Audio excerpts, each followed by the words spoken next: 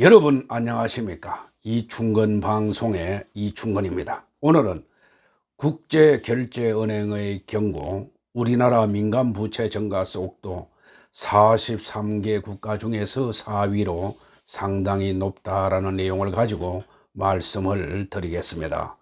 국제결제은행 즉 BIS 집계 결과에 따른다면 우리나라 기업과 가계부채가 가파르게 늘면서 작년 민간 부문의 부채 위험도가 7년 만에 보통에서 주의 단계로 높아졌습니다. 금년은 코로나19 팬데믹 현상까지 겹쳐서 한국이 글로벌 금융위기 이후 11년 만에 부채 위험도가 경보 단계에 진입한 것으로 우려되었습니다. 작년 38.1%였던 우리나라 GDP 대비 국가 채무 비율도 금년 말에 44%를 넘어서 정부와 가계기업 등 3대 경제주체 모두 빚더미 늪에 빠질 것으로 보입니다. 내년부터는 더욱 악화될 것으로 보입니다. 우리나라는 민간부채만 문제가 되는 것이 아니고 최근에는 국가부채도 급증하고 있어서 큰 문제입니다. 최근 국제결제은행 즉 BIS가 내놓은 2019년 말 43개국 민간 부분 신용계획을 보면은 우리나라는 7%포인트로 세계 주요 43개국 중에서 최상위권에 들었다고 합니다. 작년 우리나라의 신용계획은 전년에 0.4%포인트보다 무려 6.6%포인트 높은 7.0%포인트로 집계되었습니다. 이는 글로벌 금융위기 여파로 11.2%포인트를 기록했던 2009년 이후 가장 높은 수치입니다. 신용계획은 국제결제은행이 발표하는 명목 GDP 대비 가계와 기업 부채 비율이 장기 추세치에서 벗어난 정도를 나타내는 지표입니다. BIS는 국가별 민간신용 위험 누적 정도를 평가하고 각국의 금융위기 전조를 미리 파악하기 위해서 이 지표를 활용합니다. 바젤 은행감독위원회는 각국 정부가 경기 위기 때 은행 부문을 통한 적절한 신용 공급이 중단되지 않도록 신용갭 지표를 활용하도록 권고합니다. BIS가 집계한 한국의 작년 말 가계부채는 1827조 원이고 기업 부채는 1954조 원, 정부 부채는 758조였습니다. GDP 대비 가계부채 비율은 세계 33개국 중에서 7위, 기업 부채 비율 즉 102.1%는 17위 수준입니다. 문제는 빚의 증가하는 속도인데 가계와 기업 모두 GDP 대비 부채 비율 증가폭이 43개국 중에서 4위를 차지했습니다. BIS에 따른다면 작년 한국의 비금융 민간 부문 총부채 원리금 상환 비율은 19.7%로 1년 새 0.7%포인트 상승했습니다. BIS가 집계한 32개국 중에서 증가폭으로는 홍콩과 노르웨이, 스웨덴에 이어서 상위권에 위치했습니다. 이 지표는 민간 부문의 소득 대비 원리금 상환 부담을 보여주는데 글로벌 금융위기 당시였던 2009년 20.3% 이후 가장 높은 수준으로 올랐습니다. 가계와 기업의 빚 상환 부담이 빠른 속도로 늘고 있다는 얘기입니다. 그동안 각국에서 발생한 금융위기 가운데 3분의 2는 신용갭이 10%포인트를 초과했을 때 발생했습니다. 신용갭이 10%포인트를 초과하면 경보 단계고 2 내지 10%포인트 사이는 주의 단계, 2%포인트 미만은 보통 단계로 분류됩니다. 그래서 우리나라는 7%포인트로 주의 단계에 진입했습니다. 한국은행에 따른다면 4월 은행이 기업에 대출해 준 금액은 27조 9천억 원 늘어 역대 최대 폭을 경신했습니다.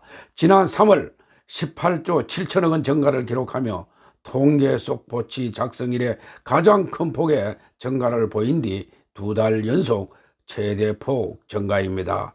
가계대출도 3월 역대 월별 기준 최고액인 9조 6천억 원 증가 이후 증가세가 꺾였지만은 여전히 4조 9천억 원 증가했습니다.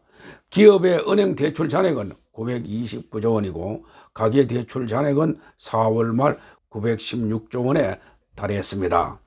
코로나19의 세계적 대유행으로 글로벌 경제 성장률이 크게 하락하고 있는 데다가 지난 1사분기 우리나라 경제 성장률은 전기 대비 마이너스 1.4%로 떨어졌습니다. 이는 글로벌 금융위기를 겪었던 2008년 4분기 마이너스 3.3% 이후 11년 3개월 만에 가장 낮은 성장률입니다. 수출과 투자 감소는 2, 4분기에 본격화할 것으로 예상되어서 2, 4분기에는 마이너스 성장폭이 더 커질 전망입니다. 이렇게 되면 부채는 더욱 증가될 전망입니다.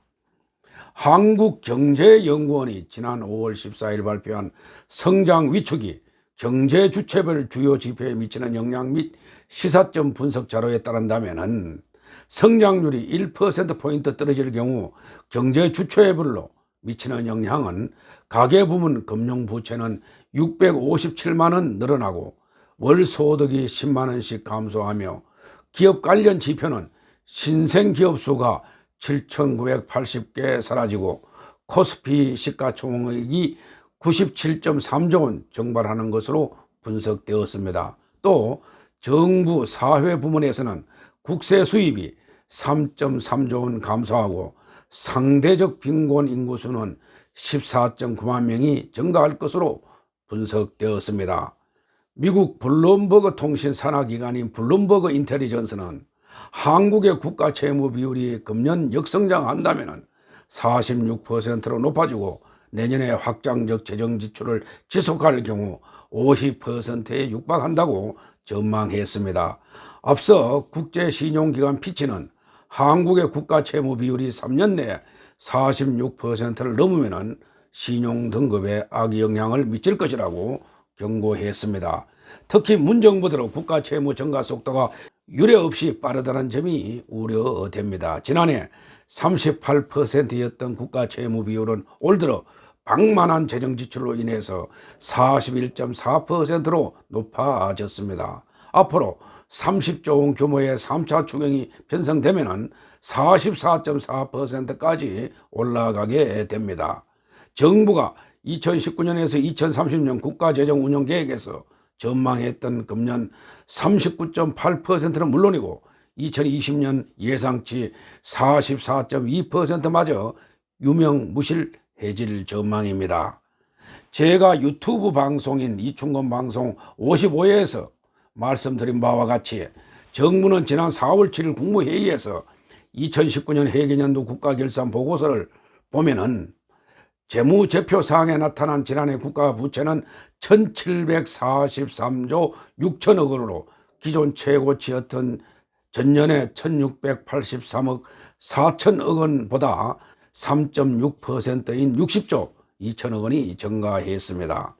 국가결산보고서 재무제표사항에 나타난 국가부채는 중앙정부의 채무에 공무원과 군인 등에게 지급해야 할 연금액의 현재 가치인 연금충당 부채까지 더한 것입니다. 그러나 강의의 국가부채로 보면 이 외에도 지방정부 채무, 비영리 공공기관과 비금융 공기업 부채까지 포함시켜야 합니다. 기획재정부는 2019년 회계연도 국가결산보고서에서 국가부채의 절반 이상을 차지하는 군인과 공무원 연금충당 부채는 작년 말 944조 2천억 원으로 2018년 939조 9천억 원보다 0.5%인 4조 3천억 원이 증가했다고 발표했습니다. 공무원과 군인연금 충당 부채는 미래의 연금액을 현재 가치로 환산한 금액입니다. 공무원 수가 늘어나면서 2016년 752조였던 연금 충당 부채는 2017년 845조 원, 2018년 939조 원으로 급증했습니다. 강의의 국가 부채를 보면은 중앙 및 지방정부 부채가 포함된 국가 채무에 비영리 공공기관과 비금융 공기업 부채, 공무원 및 군인연금 충당 부채까지 포함시켜야 합니다. 이것을 모두 포함한다면 대략적으로 2019년 말 약 2050조 5천억 원 이상이 됩니다. 이는 2019년 국내 GDP 1913조 9천억 원의 107.1%나 됩니다. 문정부 들어 국가 채무 내지 국가 부채도 급격히 증가하고 있는데다 가계와 기업 부채도 빠르게 증가하고 있습니다. 우리나라는 가계와 기업 등 민간 부채와 국가 채무가 모두 크게 증가하면 금융기관 부실로 이어져서 유럽 재정 위기와 같은 경제 위기가 발생할 수도 있음을 경계해야 합니다. 국제통화기금이 우리나라는 아직 재정 여력이 있어서 확대 재정을 주문하고 있지만 이는 크게 잘못된 것입니다. 정부는 코로나19를 핑계로 재정의 역할만 강조하기보다는 미래에 대비해서 국가 부채 증가 속도를 조절하는 데 초점을 맞춰야 합니다. 현행 국가재정법 16조와 91조에는 정부는 재정 건전성을 확보하기 위해서 최선을 다해야 한다, 국가 채무 관리 계획을 수립해야 한다 등으로 규정하고 있습니다.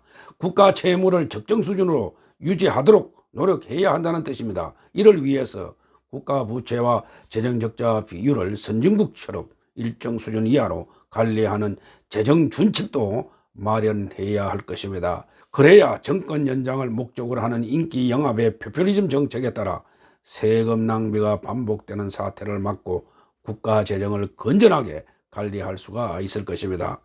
결론적으로 우리나라는 국가 채무의 급증과 함께 가계와 기업 부채도 크게 늘고 있어 큰 문제입니다. 지금부터라도 국가 채무와 민간 부채를 재점검하고 효율적으로 관리해야 할 때입니다. 제 영상을 듣고 의견을 달리하거나 궁금한 분이 계시면 댓글을 달아주시기 바랍니다. 성실히 연구하여 답변을 드리고 차후 연구에 참고하겠습니다. 오늘은 여기까지입니다. 제 영상을 시청해 주셔서 대단히 감사합니다.